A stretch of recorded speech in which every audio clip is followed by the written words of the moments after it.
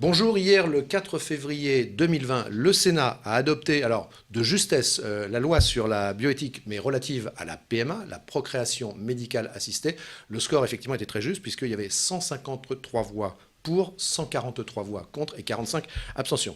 Ce sujet assurément demeure assez complexe pour nombre d'entre nous. On va essayer de l'éclaircir avec des intervenants régionaux, juridiques d'un côté, médical de l'autre.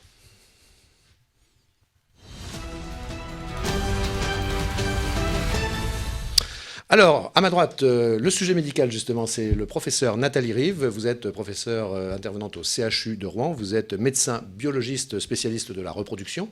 Et puis, sur notre plateau également, merci d'être là, maître Catherine Kerswal. Vous êtes avocate et vous êtes spécialisée. Les avocats le sont en général dans différents domaines. Vous, c'est justement, ça tombe bien, les affaires familiales. Première question, les termes souvent sont toujours à éclaircir, même si on le dit, on le redit. Professeur, la loi bioéthique, qu'est-ce qu'il faut entendre par là? De quoi s'agit-il? De manière très simple. La loi de bioéthique, en fait, elle traite de tout ce qui est relatif aux dons d'organes, greffe d'organes, à l'assistance médicale à procréation que l'on dénomme le plus souvent sous PMA au lieu de AMP, tout ce qui est relatif à la génétique et les tests génétiques. Et puis, cette loi inclut également des éléments en ce qui concerne l'intelligence artificielle, voire le microbiote, etc. Enfin, des éléments en plus qu'il n'y avait pas dans les textes initiaux de 94, 2004 et 2011. Si les choses sont à la fois longues et sensibles, là je m'adresse à vous deux, est-ce que c'est parce que ces sujets nous donnent autant d'espoir qu'ils nous font peur? Ah oui, sans doute. La loi, elle a toujours un peu de retard par rapport à l'évolution de la société. Et il se trouve que dans ce domaine particulier, la société est un petit peu divisée. Donc il faut du temps. Je précise que la loi qui a été votée hier au Sénat donc, élargit la procréation médicalement assistée des couples hétérosexuels, qui, pour le dire simplement, y avaient déjà droit, aux couples formés de femmes lesbiennes et également aux femmes célibataires. Tout à fait, oui. C'est vrai que l'assistance médicale à procréation, depuis le départ, est réservée aux couples infertiles ou pour éviter la transmission d'une maladie d'une particulière gravité. Et maintenant, la loi dit uniquement couple et femmes non mariées. Donc, c'est un élargissement de l'AMP qui a été voulu et qui est demandé par le président de la République pour toutes les femmes. Et des changements vont intervenir effectivement en ce qui concerne les prises en charge. Professeur, vous êtes une professionnelle, vous êtes également une femme. De votre point de vue d'être humain, comment tout cela résonne, réagit en vous? En fait, je suis à la fois professionnelle être humain, mais je suis aussi présidente du réseau national de la Fédération française des sécos, qui gère le don de gamètes depuis 1973. Il faut savoir que, en tant que femme, je suis favorable à l'ouverture de l'AMP aux couples de femmes et aux femmes non mariées, mais nous sommes particulièrement sensibles à la nécessité de maintenir les indications médicales de l'assistance médicale à procréation pour éviter que les couples infertiles deviennent les grands oubliés de cette loi. Maître, vous qui dans votre cabinet traitez, on l'a dit, des affaires familiales, qui peuvent être d'ailleurs de toute nature, là encore, quelle est votre position de professionnel, et puis de femme aussi, pourquoi pas, face à ces couples, à ces femmes, à ces hommes que vous recevez régulièrement? Ou autrement dit, comment tout cela s'inscrit d'après vous dans une évolution sociétale? Alors, en tant que femme, je suis tout à fait favorable à l'ouverture de ces techniques à tous les couples et à toutes les femmes. En tant que professionnelle du droit, je dois dire que c'est conforme aux engagements internationaux de la France sur l'engagement de non discriminer. Donc, si on ne discrimine pas, on offre le même droit à tout le monde. Et professeur, peut-être est-ce que ce serait le moment de nous expliquer un peu plus? Alors, on ne va pas être technique, parce que là, ça devient, j'imagine, très complexe, mais comment on procède? Est-ce que vous pouvez nous éclairer sur les techniques employées, justement, pour cette procréation médicalement assistée? Alors, en ce qui concerne les couples de femmes et les femmes non mariées, ce qui est abordé par la loi principalement, c'est le recours au don de spermatozoïdes, qui sera la technique d'AMP, qui va être proposée à l'ensemble des couples et des femmes non mariées. Donc, ça nécessite d'abord d'avoir des donneurs de spermatozoïdes d'un côté et de l'autre des demandeurs, que seront les couples infertiles, les couples de femmes homosexuelles et les femmes non mariées.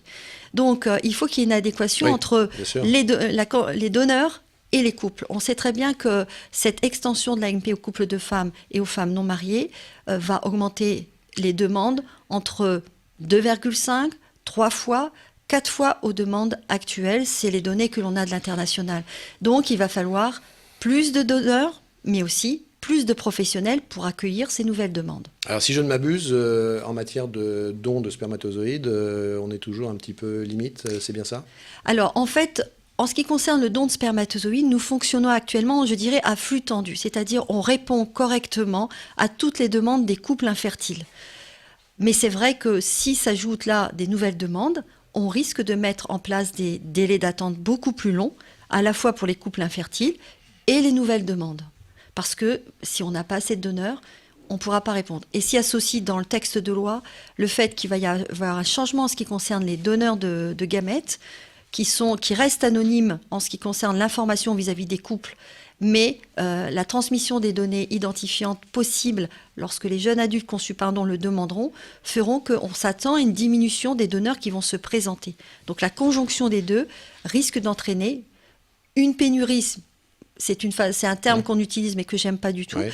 Mais Enfin, effectivement, il s'agit de ça quand même. il s'agira peut-être d'une pénurie qu'il faudra effectivement dépasser au travers de la communication, de recrutement de nouveaux donneurs. Alors, Maître Catherine Cassois, je vous passe la parole pour nous expliquer de votre point de vue, je vois que vous avez creusé un petit peu le sujet, mais c'est votre métier également, quelles sont les implications juridiques majeures que vous voyez dans cette évolution de la loi ? Alors dans le prolongement... À la fois dans ce qui peut vous paraître, Oui. ce qui peut vous paraître favorable, et puis à la fois ce qui peut susciter quelques difficultés selon votre vision. La loi a été précédée d'une étude d'impact qui aborde ces sujets de pénurie de donneurs notamment, et de nécessité d'accompagnement et de campagne d'information. Sur le plan juridique, il y a des questions multiples.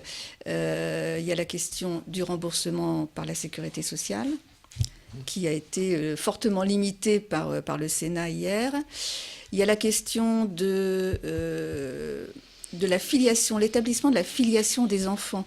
On raisonne sur la base d'une filiation biologique en général. S'il y a un père, une mère, là, il y aura bien sûr une mère qui va mettre au monde l'enfant, et puis quid de l'autre parent, l'autre mère.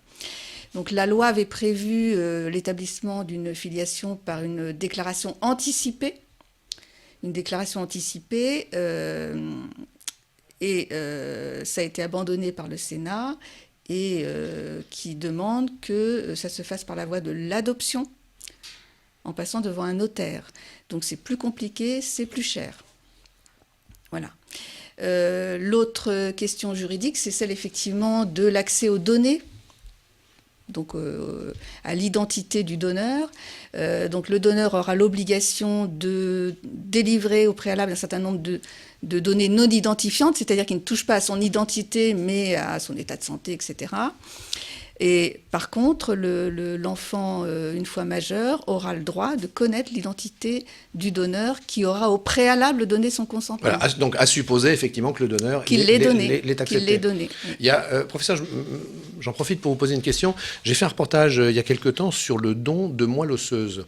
Et il m'a été expliqué par les professionnels de santé qu'il n'y avait aucune possibilité à supposer même que le consentement soit mutuel du donneur et du receveur, que les deux puissent un jour se connaître. Vous voyez, par exemple, c'était quelqu'un qui, dans la région, là en Normandie, donnait une moelle osseuse pour sauver une personne qui était aux États-Unis. Jamais, on m'a dit, ces deux personnes-là, même en ayant le consentement, en affirmant le consentement, ne pourraient se connaître, alors qu'elles pourraient le souhaiter. En fait, le principe de l'anonymat du don de gamètes a été mis en place dès le début, en 1973. C'est Georges David qui a lancé le don de gamètes, surtout donc le don de spermatozoïdes, et il travaillait précédemment au niveau de le don du sang. Donc il a calqué de ce qui était, de tous les éléments finalement et produits du corps humain où c'est gratuité et anonymat, pour le transposer dans le don de gamètes. Alors, c'est vrai que là, il y a des changements qui interviennent pour répondre potentiellement à des demandes de jeunes adultes conçus qui se manifestent en disant qu'ils souhaitent connaître l'identité du donneur pour se construire sur leurs origines. Or, nous acceptons les modifications de la loi, même si ce n'était pas ce que nous défendions, parce que la connaissance des origines ne doit pas se baser uniquement sur le fait de connaître un nom et un prénom. On se construit différemment sur ses origines, pas uniquement au travers d'un nom et d'un prénom. Donc, la même façon, le fait que ceux qui donnent et ceux qui reçoivent ne puissent ne pas se rencontrer, c'est éviter le caractère redevable par rapport au don. C'est-à-dire que laisser aussi les donneurs dans leur intimité de vie personnelle et les couples receveurs construire leur projet parental de manière totalement séparée de ce que le donneur a souhaité faire. C'est-à-dire le donneur donne des spermatozoïdes, mais la donneuse donne des ovocytes, pour qu'à partir de ces gamètes puissent être conçus des enfants dans des couples ou des femmes non mariées, mais dans le futur, qui ont un projet d'enfant. Les deux sont totalement séparés. La loi a voulu ce changement, mais nous pensons que ça ne va pas répondre aux interrogations de ceux qui souhaitent avoir des informations sur leurs origines. Et d'ailleurs, quand vous regardez ces personnes qui font partie de certaines associations, elles demandent bien plus que ce que la loi déjà va permettre. D'accord. Pour terminer, Maître Kersual nous rappelait que les sénateurs avaient souhaité limiter les remboursements de la sécurité sociale au seul, alors je reprends la terminologie, PMA motivé par des critères médicaux. 2 questions pour terminer. Qu'est-ce qu'il faut entendre, rappelez-le-nous, par ces critères médicaux? Et puis ensuite, si on ne rentre pas dans cette catégorie, à quel montant s'établit le tarif, si je puis dire? Je pense la prise en charge financière par l'assurance maladie est totalement dépendante de ce que l'on veut faire de notre assurance maladie en France et des soins que l'on veut prendre en charge. Si effectivement on veut mettre la loi à la hauteur de ses ambitions, il n'y a pas de raison de ne pas rembourser les couples de femmes, les femmes non mariées. Cependant, il faut que derrière, les financements soient là pour assurer la prise en charge de tous. Je veux dire, non seulement la prise en charge de tous, mais les moyens sur les terrains pour justement permettre la mise en place de ces nouvelles activités qui, pour l'instant, nous n'avons pas les moyens de le faire. Il faut bien le dire. Donc, je pense que tout est lié. C'est lié aussi à quels soins vont être remboursés ou déremboursés de manière générale et qu'est-ce qu'on est prêt en France à mettre dans le soin pour que tout soit pris en charge pour tout le monde. Après, je pense qu'il va y avoir ceux qui sont pour et ceux qui sont contre. On ne peut pas se limiter uniquement au contexte médical parce que les couples de femmes ou les femmes non mariées contribuent à l'assurance maladie et peuvent bénéficier de cette prise en charge aussi comme les autres. On termine sur de l'humain. Maître Kersual, vous, encore une fois, je le répète, qui voyez défiler toutes ces personnes dans votre cabinet à longueur d'année qui ont recours à vos services pour essayer de traiter positivement des problèmes de vie quotidienne. Qu'est-ce que vous avez envie de leur dire à toutes celles qui seraient tentées par, comment dois-je dire, ce futur de vie, cette avancée dans la structure familiale de cette manière-là? Qu'est-ce que vous avez envie de leur dire, encore une fois, d'un point de vue conseil, sagesse? J'imagine qu'il faut aussi réfléchir. On ne s'engage pas là-dedans comme ça, sur un coup de dé. Je ne pense pas que j'ai personnellement de conseils à donner aux personnes qui veulent créer une famille. Je crois que déjà le besoin d'enfants, le besoin de créer une famille, il existe déjà. Il y a déjà des personnes qui ont recours à ces techniques, mais elles vont à l'étranger, elles s'y prennent différemment. Le message aujourd'hui qui est divulgué par nos assemblées, c'est un message d'espoir. C'est-à-dire que la loi avance. La loi permet d'avancer, de faire en France ce qu'on fait déjà à l'étranger dans de nombreux pays, notamment d'Europe.